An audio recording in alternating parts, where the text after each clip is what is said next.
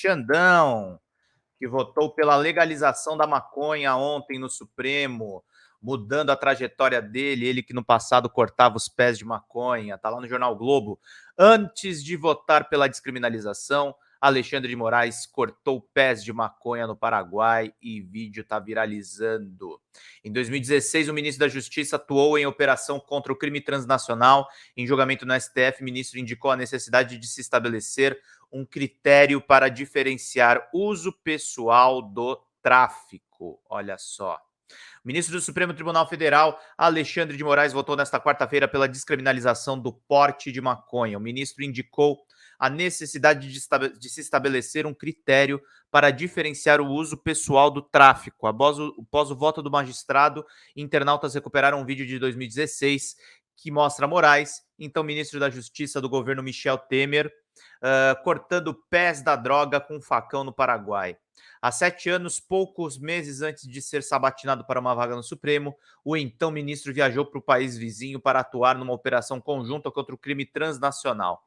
Na época, Moraes chegou a dizer que uma das prioridades da gestão na pasta era combater criminosos e erradicar a maconha na América do Sul. A parceria importantíssima entre Brasil e Paraguai para a parceria que é a erradicação da maconha, do crime transnacional e, principalmente, esse é o efeito mais importante contra a criminalidade organizada. Desde o momento em que assumi, um dos meus compromissos e uma das minhas prioridades do governo federal por determinação do presidente Temer é o combate à criminalidade transnacional, disse ele no vídeo que viralizou nas redes sociais. Ao fim do voto de Moraes no Supremo, internautas apontaram que seria uma mudança de abordagem do ministro no atual tema. Alguns chegaram a rebobinar o vídeo de Moraes no Paraguai em tom de humor. Mas a postura não é novidade. Em fevereiro de 2017, como lembrou a colunista Malu Gaspar, quando foi indicado para o Supremo por Temer e sabatinado pelo Senado, Moraes já afirmava que era preciso diferenciar o usuário do traficante, aquele que faz da sua vida essa violência em relação às drogas. Sua última visão antes do coma foi esse vídeo de Alexandre de Moraes derrubando pés de maconha no facão. Você abre os olhos e vê a sessão hoje do Supremo, escreveu um internauta. Outros usuários ponderaram que o voto do ministro foi pela descriminalização, com balizas para diferenciar o uso pessoal e do tráfico, e não pela legalização da droga. Para fundamentar o seu voto durante o julgamento do STF, que pode descriminalizar o porte pessoal de maconha, o ministro Alexandre de Moraes se baseou, conforme adiantou o Globo, em um estudo da Associação Brasileira de Jurimetria, a ABJ, que analisou 1,2 milhões de ocorrências policiais e apreensões de pessoas com droga. A pesquisa concluiu que pretos e pardos estão mais suscetíveis a acusações de tráfico do que brancos. O branco precisa estar com 80% a mais de maconha do que o preto e o pardo para ser considerado traficante. Para um analfabeto, por volta dos 18 anos, preto ou pardo, a chance de ele, com uma quantidade ínfima, ser considerado traficante é muito grande. Já o branco com mais de 30 anos, curso superior, precisa ter muita droga no momento para ser considerado traficante, afirmou Moraes, com base nas conclusões da pesquisa. Vamos ver o vídeo dele aqui, que o voto foi muito bom. Só para a gente não perder absolutamente nada. Olha só, 2 minutinhos aqui só para vocês verem. Eu vou deixar a tela menor, só para não termos nenhum probleminha com essa plataforma que não gosta muito de quem compartilha notícias verdadeiras. É um usuário ou traficante? Se você é analfabeto, você vai ser preso por tráfico com 32 gramas. Então você faz o segundo grau completo, porque aí a mediana vai para 40. Se você tiver faculdade, 49. Veja, do analfabeto para quem tem curso superior, a diferença é de 52%. Em torno de 18 anos, 23,90 gramas. Mais de 30, 56 gramas. 134% a mais. O branco, para ser considerado traficante, tem que ter 80% a mais que o preto ou pardo. O analfabeto, jovem, em torno de 18 anos, preto ou pardo, a chance dele, com uma quantidade ínfima, ser considerado traficante é gigantesca. O branco, mais de 30 anos com curso superior, ele precisa ter muita droga no momento com ele para ser considerado traficante. Então, há necessidade, presidente, colegas, há necessidade, me parece, de equalizar uma quantidade média padrão como presunção relativa para caracterizar e diferenciar o traficante do portador para uso próprio.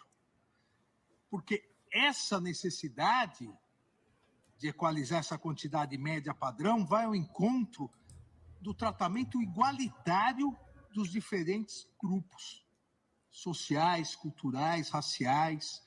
Eu volto a insistir, nós podemos, o Supremo Tribunal Federal pode entender, como vários países entendem, que a quantidade tem que ser ínfima. Só que aí, o branco ou o negro, o analfabeto ou o pós-doutorado, o jovem ou o mais velho, todos vão ser tratados iguais. Seja a quantidade mínima, seja a quantidade máxima.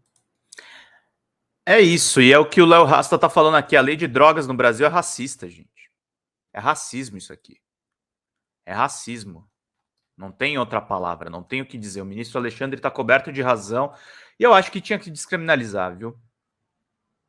Exatamente. PM que decide quem é usuário e quem é traficante. Vamos seguindo aqui. Por isso ele defendeu a necessidade de diminuir a discricionariedade, seja na abordagem policial como nos julgamentos. O estudo diz que a mediana de maconha apreendida no caso de analfabetos acusados como traficantes é de 32 gramas.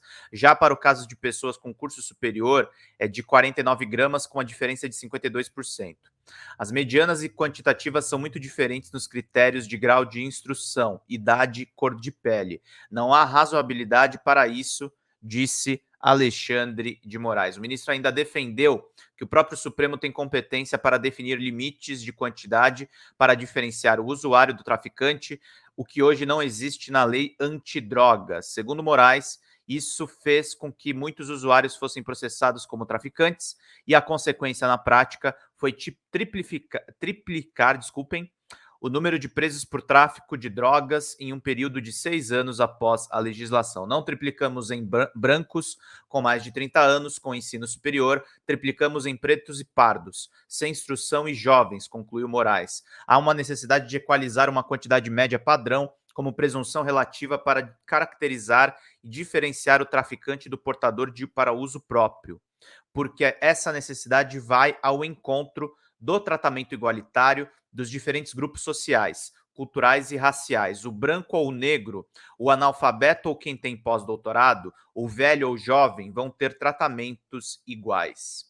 Entenda a ação no Supremo. O caso começou a ser julgado há 7 anos. A discussão avalia a constitucionalidade do artigo 28 da Lei de Drogas de 2006, que considera crime adquirir, guardar, tiver em depósito, transportar ou trouxer consigo para consumo pessoal drogas sem autorização ou em desacordo com a determinação legal ou regulamentar. Em 2015, 3 ministros do Supremo, Gilmar Mendes, Luiz Roberto Barroso, Edson Fachin, votaram por invalidar o artigo, o que na prática descriminaliza o aporte de drogas para uso pessoal. Contudo, divergiram na forma como a lei deve ser aplicada. O relator Gilmar Mendes votou para descriminalizar o porte de todas as drogas. Fachin e Barroso também votaram pela descriminalização do porte, mas apenas da maconha, por ter sido essa droga apreendida em caso de análise. Os dois, no entanto, divergiram sobre uma questão central: a quantidade que diferencia um usuário de um traficante. Fachin propôs